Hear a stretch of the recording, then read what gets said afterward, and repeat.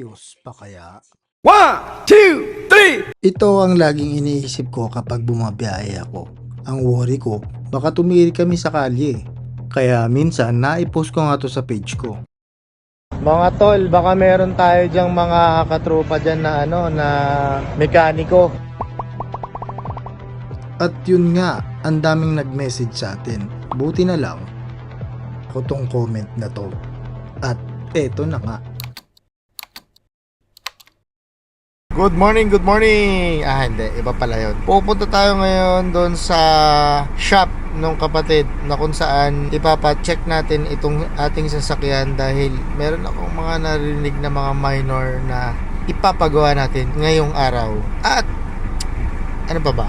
Di pa nga ako nakakapag-change oil eh. Ako rin hindi kasi nag-change oil nito eh. Isa-isa lang muna. Tara!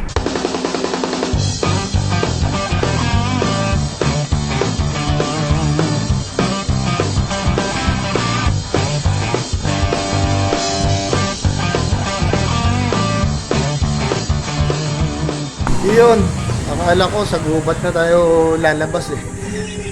Layo pala nito.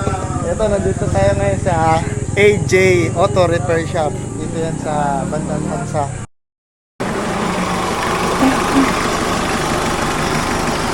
Saka talaga ng dagat niya. Nakasabay mo na ba yung bag cover niya? Sige bro, para isaan na lang, ang layo nito eh. At para ma-check kung mausok nga, ay ginawa namin to.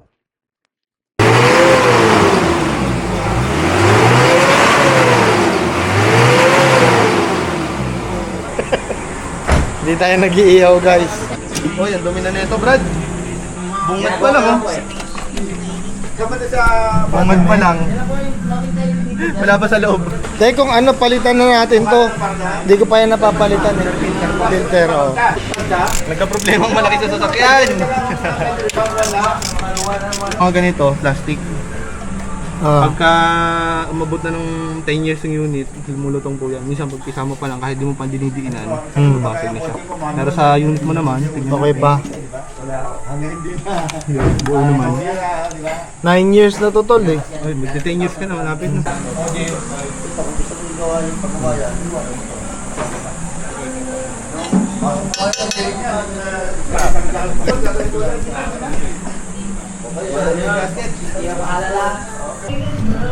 Kasi gusto mo na itong ikan ko.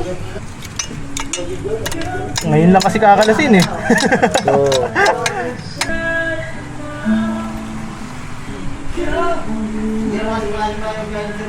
ang daming in love dito ah. Mga tugtugan niya pang mga ano ah.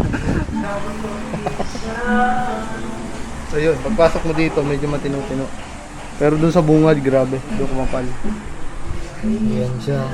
Matino siya dyan eh.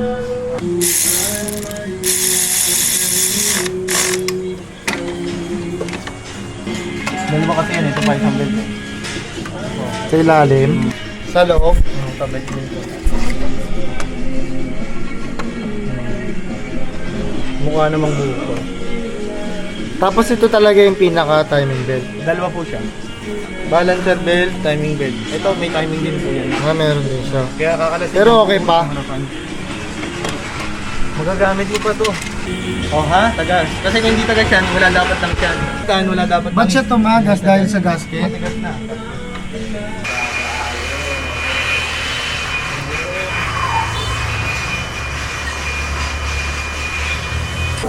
Natin kung ano itsura ng diesel mo.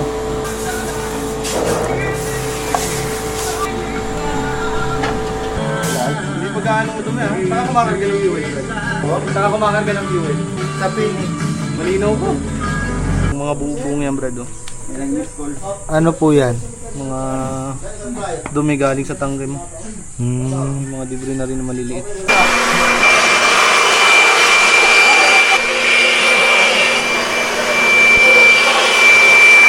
Sa akin ba yan, tol? Ah, yan pala yun. So, tinututbrush pala siya, tol. Tinututbrush po. Tsaka yung ultrasonic machine namin eh. Nasira na ito nakaraan eh. Nilulubog lang dapat namin yan. Nilulubog lang dapat eh. Oo, nasira na nakaraan eh. Nasira.